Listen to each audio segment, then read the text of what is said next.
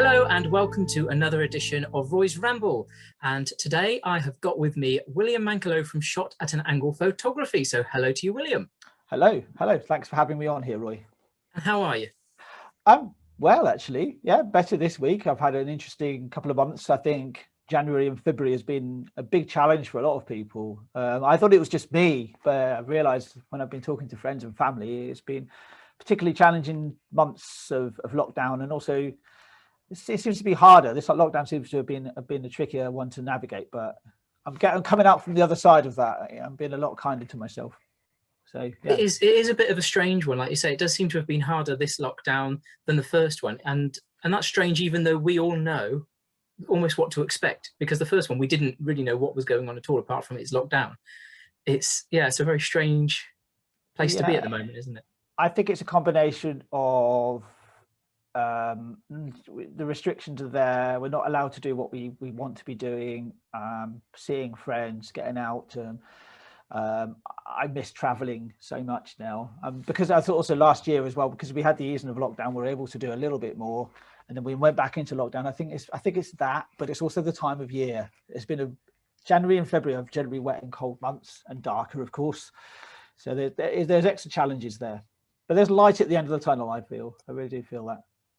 And you obviously just mentioned in there about travel, so we'll come on to that in a bit, I'm sure, because you do lots of traveling for your work. But before we do that, you're in Oxford. Why are you in Oxford? What has brought you to Oxford? I know obviously a little bit about your life because I know you outside of doing this challenge.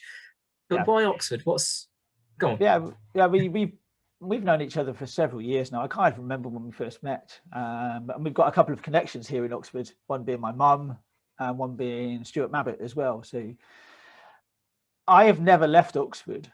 I've lived here my entire life. I briefly flirted with being elsewhere. I did live elsewhere. I lived in Dublin for a period of time.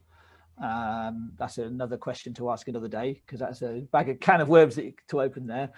But so what always brought me back here, I think family has kept me here. Family has kept me close here. My mum is here, and I'm really close to her.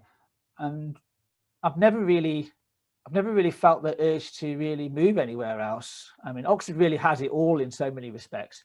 It's a very multicultural city, so you fit in. Anybody really fits here in the city of Oxford. It's a very green city. I'm a big believer in nature being a really big part of my life, and it's also got some great connections as well. You can get to London within an hour on the train. You can get to Heathrow within about an hour if you want to fly anywhere. And even sort of like Gatwick or even Birmingham International are not massively far away. So the connectivity here is also very good. That's really what's really kept me here. But there's also a side of me which is almost like, why would I move? I have thought about it. I have thought about maybe me and my wife have thought about moving out of Oxford. My wife is not originally from Oxford. She's from Finland, and she settled here because that this is the first place she ever came to in the UK, and she just liked it.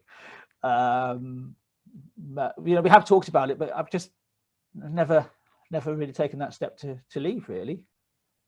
Well, Oxford is obviously like partly home, but you've also got that link to Finland then. So would you ever think of moving to Finland, and what's the difference between Oxford and Finland? Because I don't know, I've never been to Finland. So are there similarities, are there differences?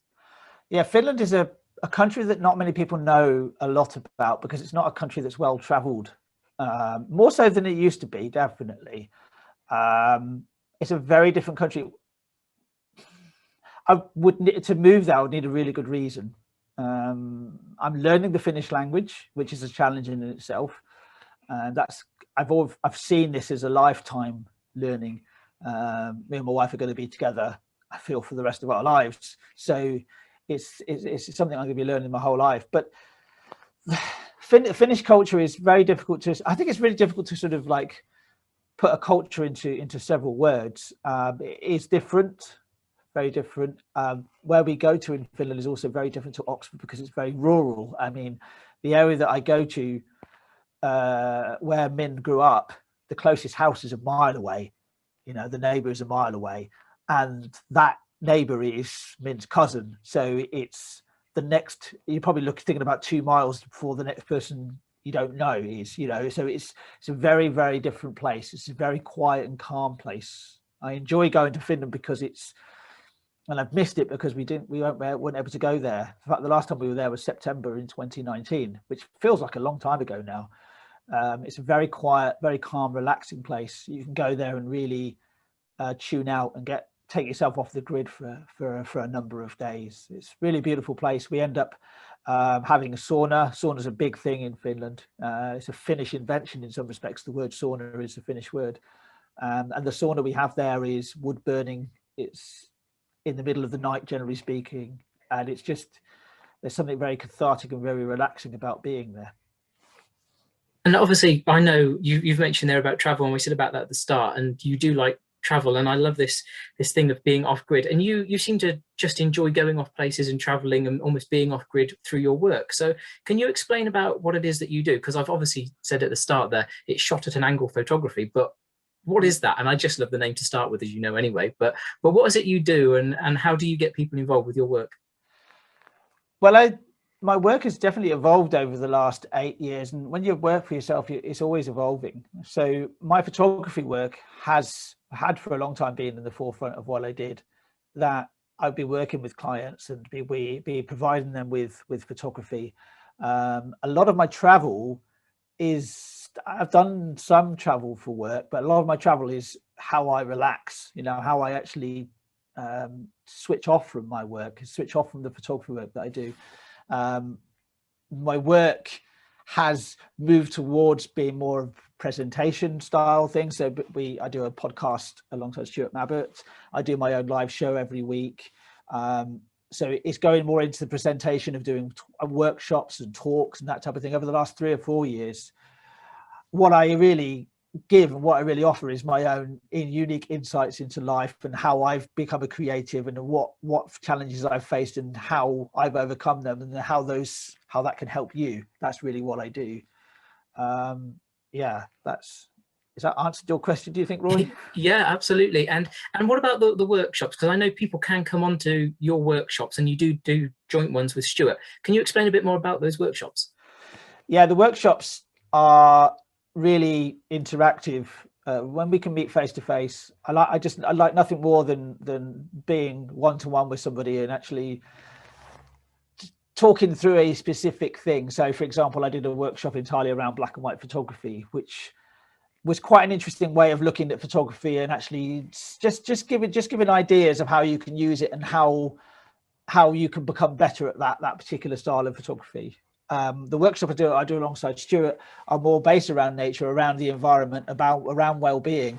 And the core of the message with those workshops is that you don't really need to really understand what you're looking at, or you don't really have to recognize what you're looking at or identify what you're looking at. You just need to, it's just to enjoy what's out there and be out in nature. Photography itself, I think, is a really good excuse to get out into nature and get out into not just, the thing is, we talk about nature, right? But we can also just talk about being outside. I think during the pandemic, especially, I think it really highlights just how much we haven't been outside or haven't been out in our local area. Photography is one good reason to be able to just, it's something you can pick up and take on your next walk. You can pick a subject and you can photograph what you see. I think it's a very unique and very simple and very easy accessible form of creativity. And that's what I try to put over in the workshops that I do myself and I do alongside Stuart. It's something simple to pick up. And it has become a lot more accessible now that we've got smartphones. You haven't just got that click and wait for them to be developed, which is all a bit of fun as well. But actually, it's quite nice to be able to do this thing of just clicking it and looking back at it, isn't it? It is, yes. I mean, I always find there's a balance with these things, right? So there's something quite beautiful about waiting for photographs. I know of a professional photographer who is in his early 20s that only photographs using film, and there's something interesting about that process. I had a really interesting insight. I mean, you talk about your smartphone, and I mean, I've got my smartphone right here. This is a really good thing to have. You know, you've got a camera in your pocket all the time. You can take photographs. There is a balance to be struck with these things, because often you might actually end up just living entirely through your viewfinder. and not actually experiencing the moment. I find this often with I do quite a lot of railway photography, and there's been times where there's been a steam train coming along the main line in Oxford, which is a really lovely sight. And how I take photographs in that situation is I take the photograph of the train coming towards me, I take a couple of shots, I know what I want, and then my camera's away and I'm watching it, I'm experiencing it. Actually, sometimes photography, and this might sound counterintuitive for a photographer to say, but you don't always have to photograph absolutely everything, and experience what you've got in front of you is just as important as capturing it. Yeah, that's an interesting point, because I've seen, and I think it was on the Facebook at some point, of maybe a marathon or something, and there's all of these people have just got their mobile phones out, but there's one elderly lady there who is purely watching the race and enjoying it. And it's such a powerful image of just enjoy that moment. You don't, like you say, you don't have to photograph everything. If people want to get into photography, obviously you're saying they've got their phones. Is it just a case of click and go, or is there something they can make more of that experience if they're going out in nature? Yeah, it all depends on what your experience with photography was. I mean, mine came through, how I got into photography in the first place was through my mum. My mum and my dad to some extent, but my mum bought me my first camera. So cameras have been something that have always been, I've been around. You know, I remember my mum having a really lovely SLR camera, a really lovely film SLR camera. I didn't ever take any photograph on it, but I just liked all the buttons and switches, and I was interested in it. And I learned by just looking and observing it, the actual equipment. So when I actually got my own SLR camera, I didn't really have to learn very much, or I didn't really have to understand too much, because I kind of understood it already. I think to get into photography itself, if it's something you've never really done, or feel that sometimes I think that a lot of people feel they're not a photographer, it's just to really get your camera out and just take photographs, and start to just look at what you've got, and start to look maybe critically at what you've taken, or find somebody. And then if you want to get even better, you know, find somebody who can then maybe give you extra guidance, especially one-to-one guidance, which I specifically love doing. I like being alongside somebody and just sort of guiding them, mainly through asking questions as well, not even telling them what to do. Is for them to find their own path. I think creativity is being a creative being is a very unique journey for yourself. Being a photographer is part of that creative journey, and it's a very unique thing for you. I can't tell you how you should learn something. I can't tell you how you should create something, but what I can show you is okay, this is the easier way of doing this technique. This is the easier way of doing this. I can guide you, if you see what I mean. Now, obviously, as a professional photographer, you spend a lot of time looking back over the photographs and seeing which ones are the best ones.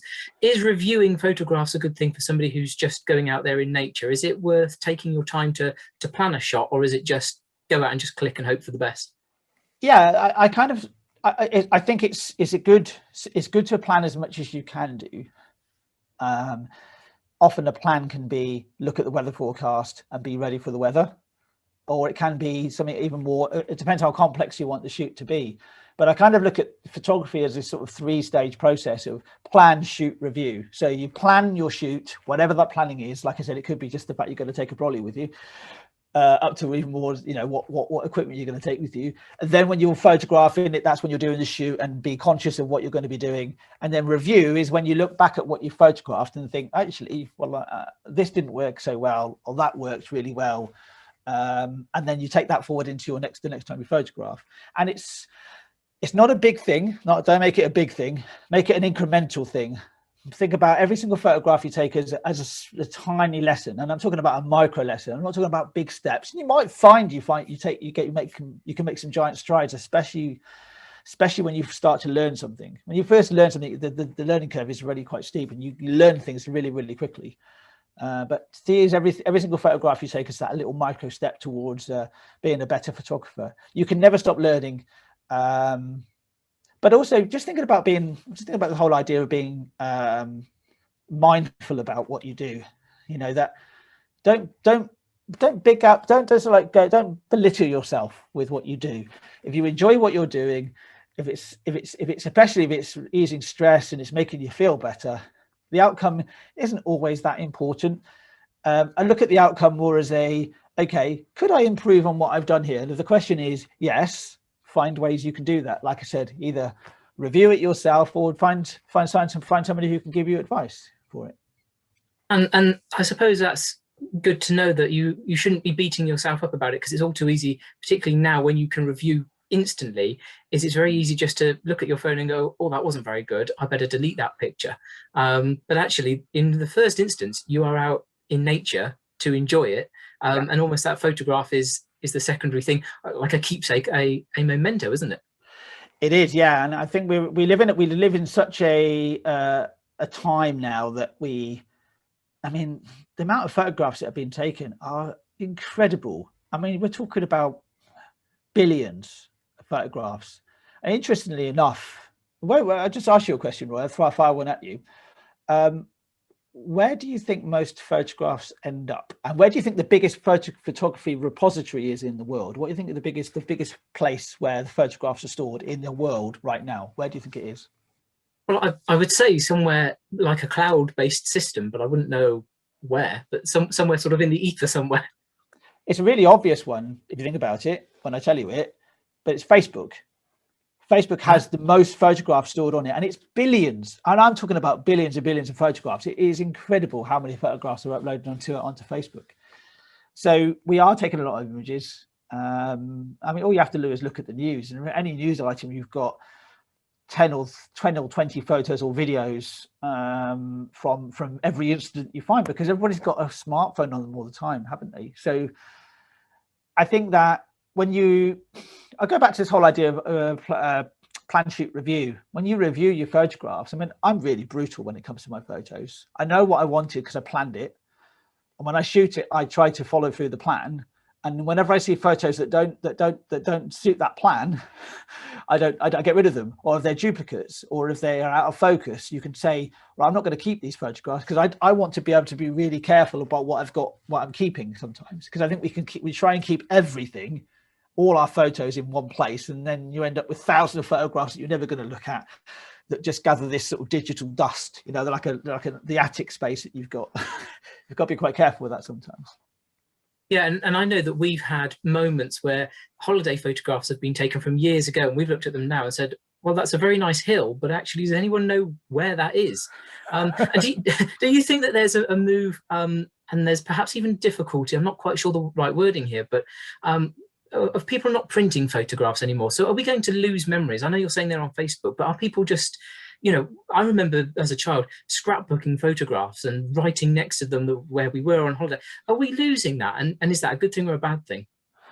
I think there's two ways of sort of approaching it. We'll go back to the whole idea of that you don't have to photograph everything. Don't use photography as your only memory tool.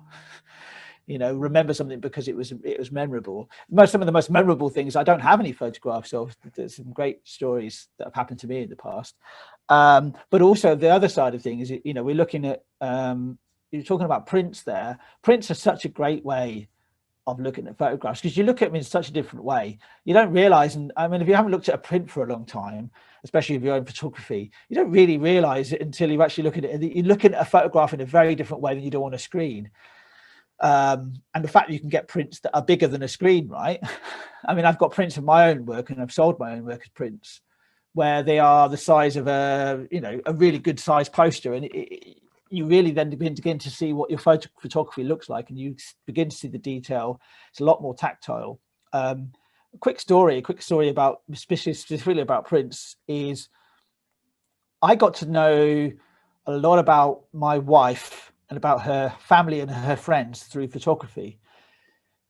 Min has been probably since the age of 5, and I won't say how old she is now because she will never forgive me. But since the age of 5 or so, she's had a camera. She was almost like the family photographer in some ways. And since then, she's been producing photography albums, and she must have well over 100 albums now. She produces maybe not that many, but it's a lot of photography albums. And I remember several times when I've just picked a random album out and I've looked through the photographs, and I'm like, who's that? Or who's that? Or, oh, I know that person. Or I know that person. Oh, how did you end up there? What are you doing there? lots of questions. And I found out a lot about her and about her past and about her just through asking through these photographs. So she produces these photography albums. Even to this day, she'll produce photography albums. And she sometimes doesn't know why she does it, but I always remind her that it's a great way of having a conversation about things and about, it's a great way of capturing these memories. And they stay there. It acts like that photographic journal. And so taking photographs, getting out there and actually getting those snaps, like you say, is really good and really useful for keeping those memories and improving your well-being. In terms of you getting out and you traveling, because I know that you like to go all over the place when we're allowed to and we're not restricted to where we can go. You go miles and take photographs all over the place, don't you? And I know that's as part of just your sort of your daily life and what you enjoy doing of getting out, as you've said already, and photography is part of that. But where would you say are some of the best places that you've been to? And I know you've been all over the place, but and what makes it special about going to certain places? Yeah, I think I can pick two places straight away. One of them is excuse me. One of them is a place called Ruveslahti, which is in Finland, which is where Min's aunt lives. And this is another quick side story. I know we want to keep this relatively brief, but the reason why I specifically like that, so when we go to Finland, we generally stay with Min's mum for a period of time, and her sister, so Min's aunt, lives about a 20-minute drive or so from there. So we drive there, and because I don't speak Finnish, there's a lot of catching up going on, and I like to be in the room because I like to be there. I don't want to be rude. I want to just be I'm part of the family, and I am part of the family, definitely, and I feel part of the family. But because everybody's speaking Finnish, I will go after about 20 minutes. I'm not part of the conversation. I don't like Min feeling that she's got the pressure of having to translate, and she can't translate everything because it'd be ridiculous. I then go for a walk around the house, and the house is right next to a lake, right on the shores of a lake. And every time I go there, I take photographs in that location. I like the fact that I go back there on a regular basis, so I see it in different. I've seen it when the lake is frozen. I've seen it when in the height of summer. I've seen it in the middle of spring. I've seen it in the autumn. By the way, Finland is beautiful in the autumn. By the way, absolutely beautiful, because of a lot of birch trees in Finland, for example. So that's one place, Ruveslahti, which is on one of the big lakes in Finland. One of the many big lakes in Finland. The other place that springs to mind is the city of Hamburg in Germany. I first went there in 2016, and there is I kind of really like angles and perspectives when it comes to photography. And because Hamburg was and still is a very industrial city. I mean, if anybody doesn't know Hamburg is well known for being, I think it's the third busiest port in Europe, and it's the busiest port in Germany. It's a huge port. You can't miss it. It's the other side of the River Elbe. So Hamburg is on the big River Elbe, which goes into the North Sea. I think it's about 15 miles inland. But it's got this really interesting historical industrial past to it. But it's also, because of that, it's also got some very should we say, risque parts to it. So the Reeperbahn is a great example of that. It's the red light district of Hamburg. The Reeperbahn is also very well known for where the Beatles kind of cut their teeth as a live band. In fact, there's a Beatles Platz on the Reeperbahn, and the whole place has got this sort of like atmosphere to it that makes me take really good photographs. I can't say why. I can't put my finger totally on why. I think there's a big influence from the miniature Wonderland there, which is the largest model railway in the world, which is absolutely phenomenal place to go to. Even if you don't like model railways, it's on 2 floors. It takes 4 hours to get around because there's so much detail in it. There's that. It's this sort of like mixture of industrial past and artistry and sort of slightly risky place. So they're the 2 places that spring to mind. And it's the sort of atmosphere almost, isn't it, that draws you to being able to take the picture at the right moment, at the right time. So you said about almost internationally. What about back here on home soil? Where would you say is maybe your number 1 place that you would go to? And I know that's a tricky one because you go to so many places, but where's a really good place for photography? Well, actually, it's quite an easy one to say. Now this is going to sound really obvious in some respects, or I have to be really specific here. I really love the city of London. Now, you might think that, okay, you're thinking about London in general, but I mean specifically the City of London. So the City of London is a very, very small place. City of London itself, I believe, is not much bigger than the old city of Oxford. It's really, really small place. St Paul's Cathedral is pretty much in the centre of the old City of London. I really love it because it's like, it's got the old road. A lot of the roads are some of the roads are actually from when the Romans were here. They're still in place. You've got the whole Christopher Wren area around St Paul's Cathedral. He designed a lot of it because of the Great Fire of London. And you've got the Bank of England is there as well. But you've also got all these new skyscrapers that have popped up. One looks like it's called the Walkie Talkie Building. You can go to the top of it for free. It's got a beautiful, brilliant view from the top of that. We did that before the last lockdown. But it's got this eclectic feeling to it because it's such an old part of the city. You can have like a building that's probably from the 17th century next to something that was built last week. So it's a really interesting part of the city. It's very eclectic. The streets are very winding. It feels very medieval but modern at the same time. So you have all these different like juxtapositions of stuff going on there. So City of London, definitely go and check it out. It's a really lovely part of the city. And you say about those juxtapositions. I went out for a walk last week and I saw that even just on one road in Oxford. And I mean, we see buildings popping up all the time in Oxford, but there was one bit I just thought, crikey, this, it's down Savile Road, which I'm sure you've been down many, many times. Yes. And yeah, there's just two buildings there that stand side by side. One which I think is very, very nice, almost, and it was raining, so but a sort of sandy stone coloured building, very grand. And then next to it, you had like a 1960s type of car park looking building. But actually, I think it's quite nice to be able to see the two variations in those, and like you say, getting those into your pictures. If people are out and about and watching this and thinking, actually, for my own mental health and well-being and sanity at these times, about the only thing that I can do is actually get out and go for a walk, what would be your biggest tip? I know you've said about already, off you go and you've got your smart camera or whatever, on smartphone with your camera on, but actually, if they want to make something of this and really take some good pictures, what are a few tips that they can take with them? I would say the first point is don't put any keep, the whole lot. Remember why you're doing it. Remember why you're stepping outside of the front door. You're stepping outside of the front door because you want to feel better. So if you feel having a camera on you is going to add extra pressure to that, then don't take a camera with you. But what you can do, especially because if you're going to step outside your front door, it's a very, very localized place to you. You know it very well, or you might not know it very well. But every time you step outside the front door, it's going to be the same front door, right? So maybe make a mental note as you're walking around going, I could photograph that. I could photograph that. I could photograph that. And do that on every single walk that you do, because then you'll start to look at your local area a little bit differently. I always find with the photographer's eye, you look at things a little bit differently and in your own unique way. I'll look at an area very differently to how you would.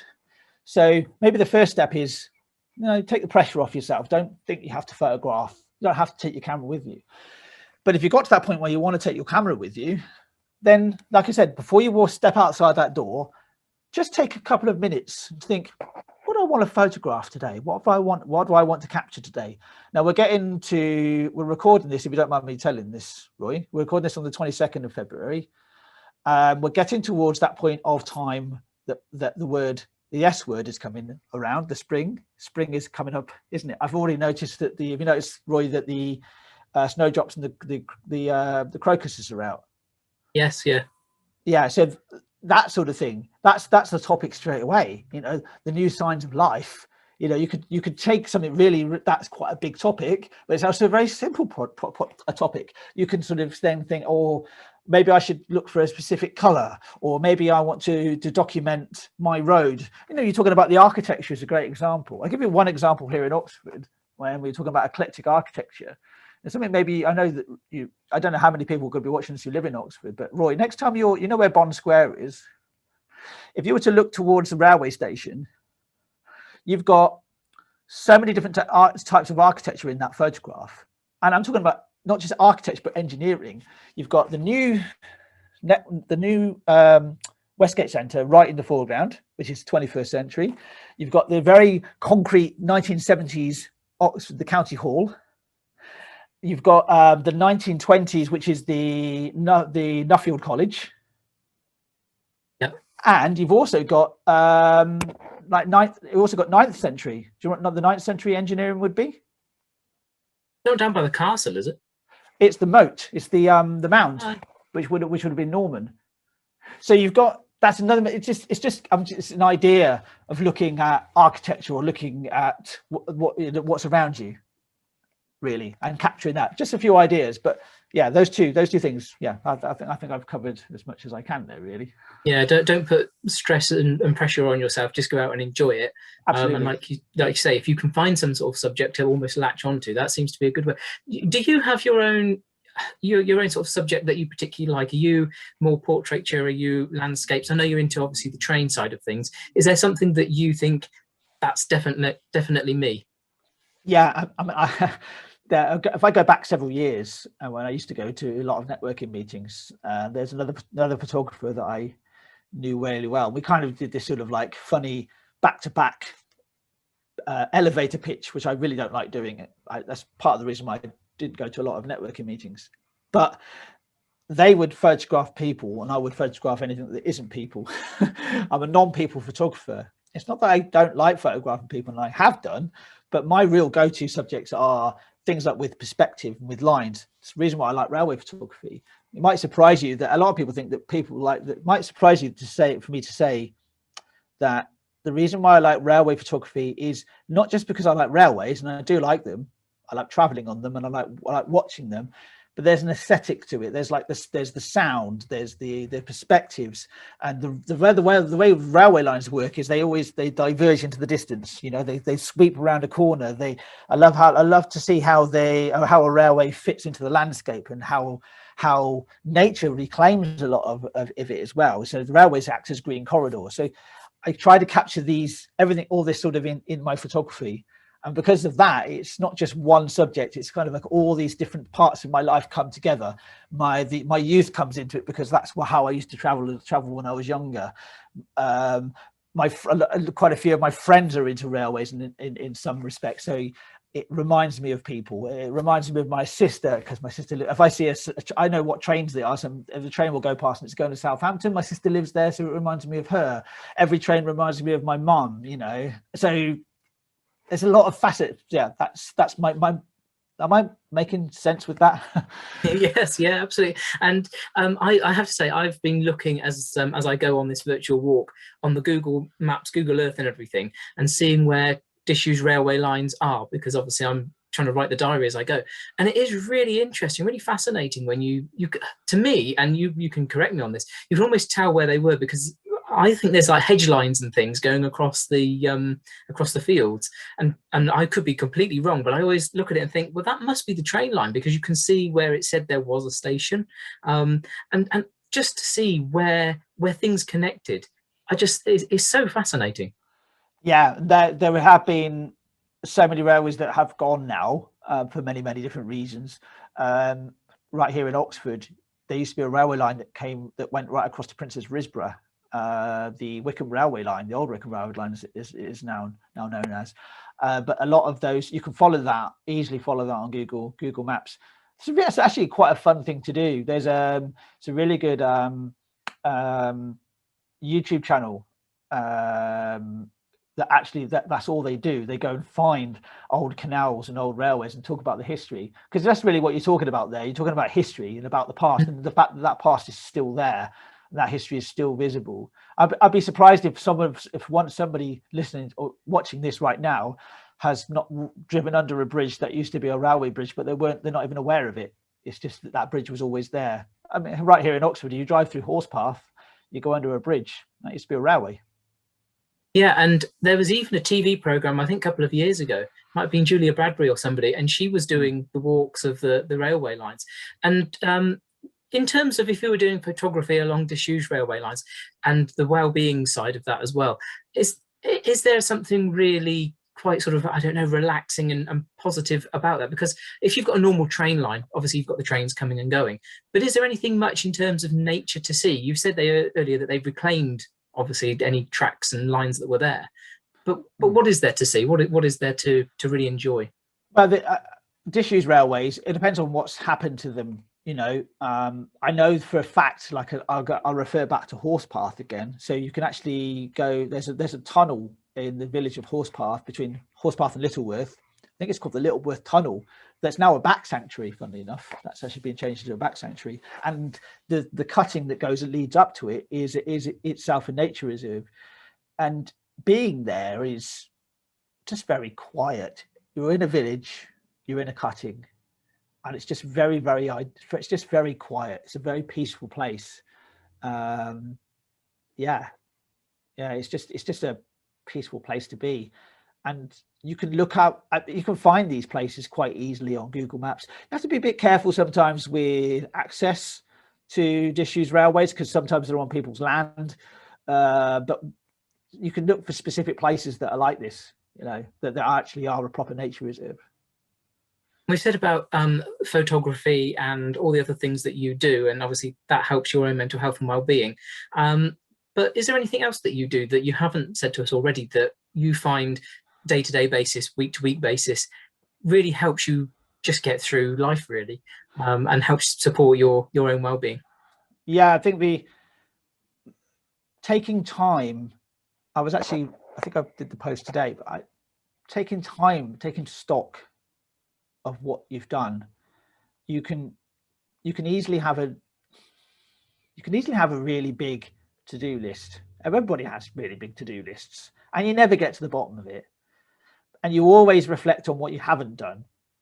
And it's really good to somehow, the best way of doing it will be unique to whoever's yourself, but actually taking stock of what you actually have done.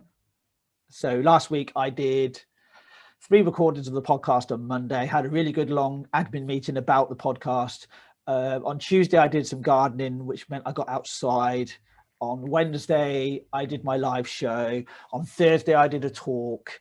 On Friday throughout the week, I helped with a local farmers market here in Oxford. So I did the volunteer emails. I then was a manager on Saturday. I've done those things. There's loads of stuff that I haven't done, but it's like I try to reflect on what I've done. And the key to this whole thing is giving yourself time.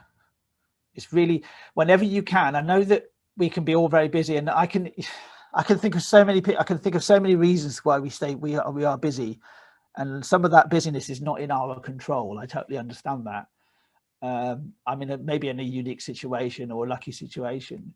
I know there are some people that can't necessarily give themselves time in certain circumstances, but even if it's 10 minutes just to reflect, just to do what you really enjoy doing. I love nothing more than there's a particular specific game that I play where I build a city, and I love nothing more than spending an hour on that or 2 hours on that, because I'm not thinking of anything else other than what I'm doing. Does that make sense? Yeah, absolutely. Oh, I love it. So Oxford then, because that's where both of us are based, what would you say are the 3 best things about Oxford? The fact that you can be pretty much, the first one I would say is that you can be pretty much anybody. You're accepted here. Oxford is a very accepting place for whoever you are. I think we can all agree that there's a lot of judgment that happens. People are judged for whatever reason, right? And I think Oxford is definitely one of those places that you can feel a lot. You can feel a very at home in whoever or whatever you are, and however you identify yourself. That's a very sort of deep and meaningful one. The really simple one is it's a very small place. You can easily cycle around here. I've never owned a car, so I've always cycled or used public transport. So it's easy to cycle around, and it's very, very it's very connected. There's a lot of good connections. Third one, I would say, is because it's a small place, there is a lot of greenery around. So I mentioned earlier, I lived in Dublin, and when I moved back, so Dublin is quite a busy city. At the time, there was quite a lot of construction work going on. and I didn't realise just how dusty and how dusty the air was, or how polluted the air was, until I came back to Oxford. I remember stepping off the train, and the first word that came into my head from the smell I got off the train was green. I could just smell the greenery. I mean, it was in springtime, so it was going to smell like that anyway. But Oxford is very green. I live on the doorstep of a huge recreational park.